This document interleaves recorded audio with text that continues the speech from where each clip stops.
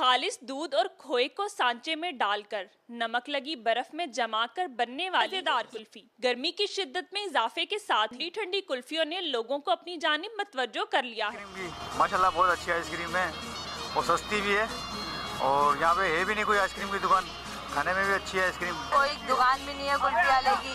माशाल्लाह बहुत अच्छी कुल्फी है इनकी मामों की और इतनी अच्छी है जैसे माशाल्लाह से दुकान भी खोल ली इन्होंने। माशाल्लाह ठेले से दुकान भी खोल ली।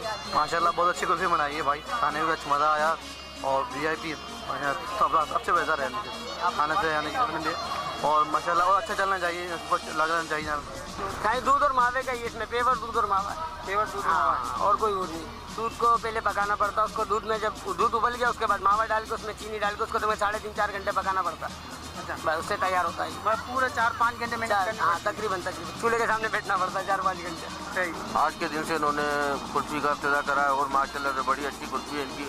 हमने और हमारे बच्चों ने बहुत खाई और बड़ा मज़ा आया। माशाल्लाह से अच्छा नाम और अच्छा काम है इनका।